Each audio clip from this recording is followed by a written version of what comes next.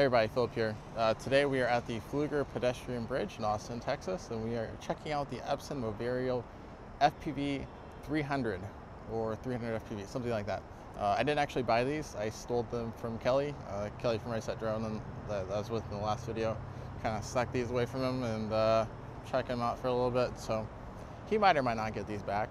I can't say for sure whether that's going to happen, but we are checking them out. We're reviewing them today, and this should be fun. So let's talk about what we have here. So these are glasses. The glasses have projectors on each side. The projectors project to a prism here, which then I guess captures the image and or at least bounces it towards your eyes. And then what you end up seeing is kind of a semi-transparent application. Essentially it's just a tablet in the middle of your face. And then around that, what you'll see is just, I have the view of sunglasses here.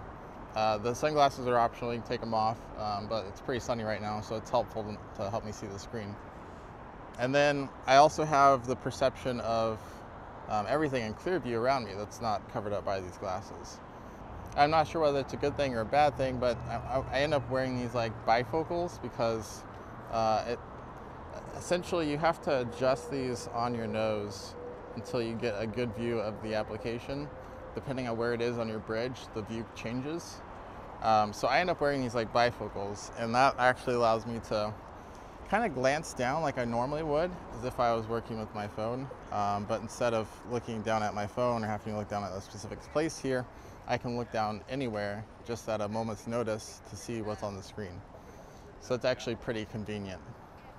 As you can see, we're in a pretty busy urban environment, and actually I think this is probably the optimal place to be trying these glasses out.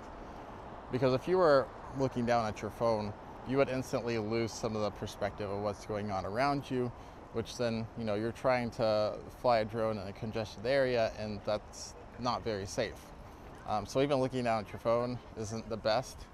And especially if you're trying to use the DJI goggles, you definitely would have to have a spotter, and a spotter that knows how to communicate with you. All right, so we're gonna have to just wait for a little bit here. Wait for some of this to clear up. All right, let's go. It's only going to get worse, I would imagine. All right, so let's take it out here where I can keep a better eye on what's going on here. Down at the bottom, we have some rowers, so we can get some cool footage of that if I started my camera.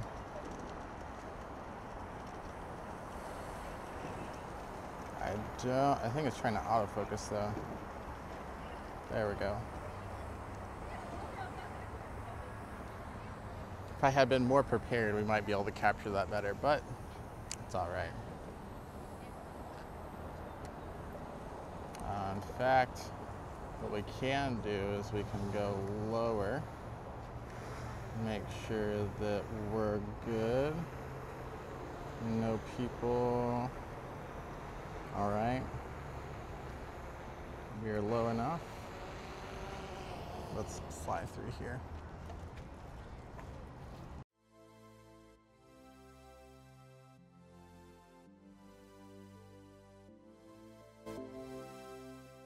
So that's probably good enough for that. Let's turn back around. There is a train coming.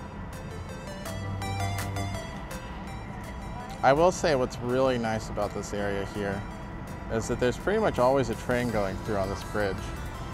And it makes for the coolest shot if you have a drone or really anything to capture it.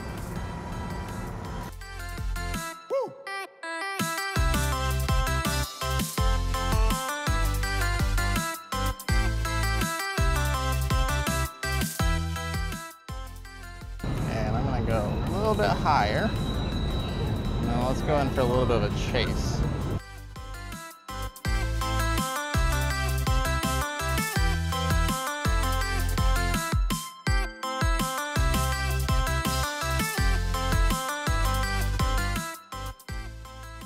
At the same time that we're looking at all this boring rock, there's plenty of people going by that would make it for a nice shot. So something else that's really neat about this bridge I've never actually gotten a drone's perspective on is this graffiti on here.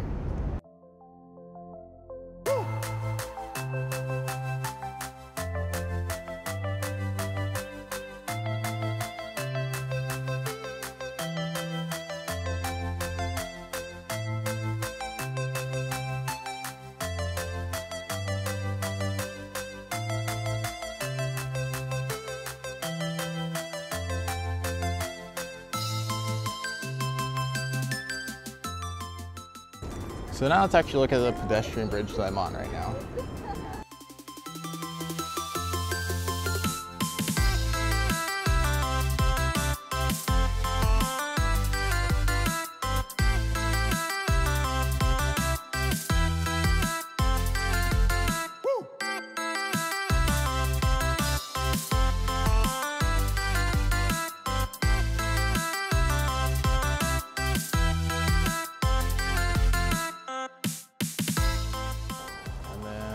Come in for a landing, and let's go check this out someplace else.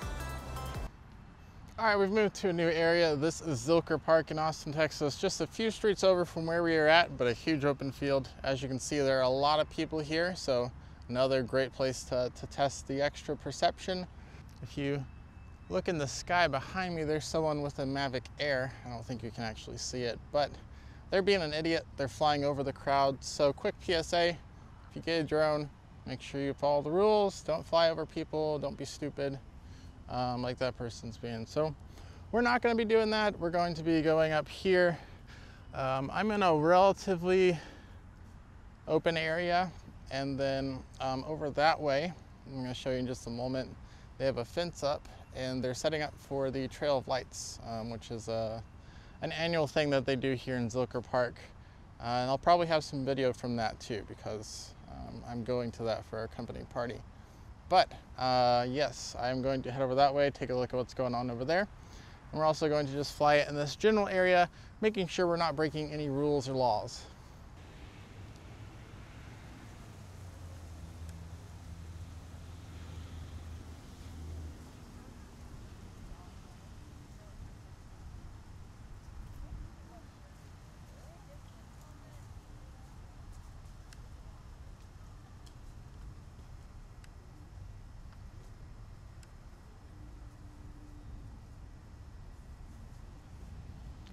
So it looks like where I'm flying right now doesn't have a lot set up yet.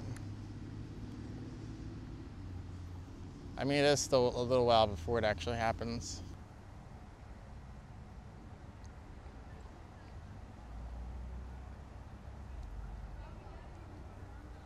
To give you some perspective, this field right here, where all these people are, was where that guy was flying his Mavic Air. And as you can see, there's quite a bit of people there. That huge congestion right there, that was about where he was flying it at. So kids, don't do that. Back to more interesting stuff though. So there's this huge open field in front of me, skyline right there. A lot of times when you're trying to get the skyline, you're not able to approach it from far away, just due to the simple fact that there's something in the way. So it's kind of nice that they've blocked this off. It's almost like it was meant for me, because I've got this clear pathway to get some pretty views of the city there.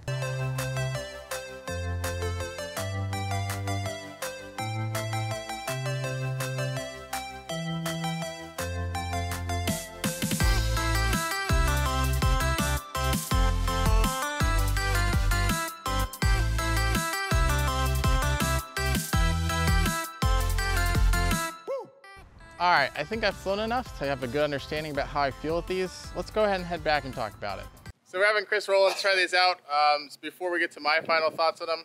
So let's get to him trying them out. This is really sweet. All right. Let's go over here. That's actually not as tricky to use as I thought it would be. All right, I can just look right over there and see the drone. That's so sick. These are actually fantastic right now, since we've got, what, 1, 2, 3, 4, 5, 6 other drones in the air. It makes me feel a lot more confident, that's for sure. A lot better than the goggles that cover your whole face. Oh, absolutely. So, I mean, even with the spotter, you have a little bit of uneasiness with those. Yeah, at least I do. Sure. No, I completely agree. Dude, I love these. Holy cow. I mean, like, like I even intuitively, I'm just switching between the drone view and then my eyes. It's so sweet. All right, so Chris has tried these out. What are your final thoughts on these? These are amazing.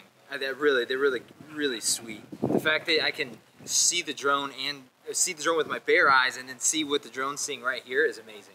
Awesome. Yeah, I like them too, but let's hop to me talking about them now, and then we're gonna close out the video. Thanks, Chris. Appreciate it. Yeah, man. Thanks for letting me try them. All right, so we're back, and it's a couple days later. I've had a chance to fly a couple more times with the Moverio BT-300 FPVs, and so far I really like them. But just like everything, I find flaws in it. So I'd like to tell you about some of the things I don't like. So this is on Android 5.1.1, which is very, very old. It's no longer getting security updates. And for the fact that these are just now coming out, I think that they could upgrade the Android version. I would imagine, I've not actually looked into the older versions of these glasses too much. I know that there's a BT-200. I'd imagine it's also running Android. It's probably somewhat equivalent to this. In fact, you could probably get a similar experience to this for cheaper with those.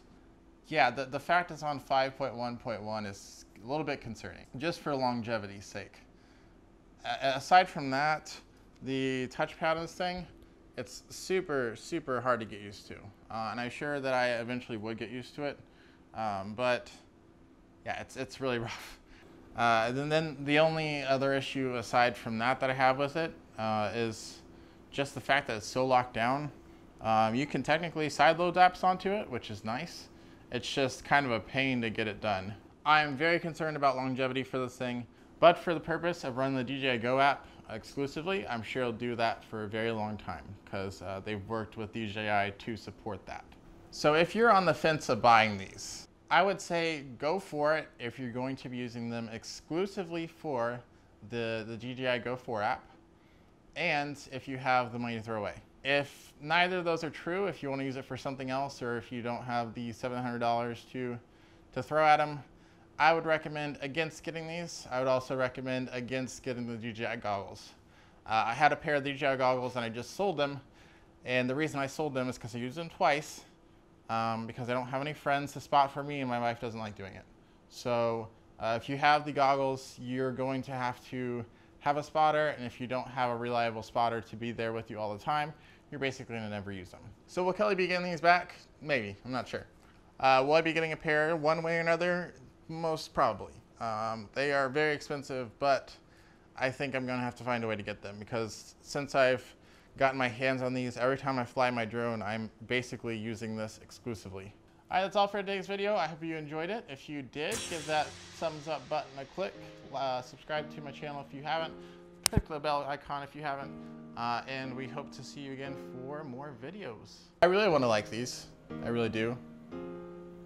And my cat is now in the video again. There you go. Kobe, say hi.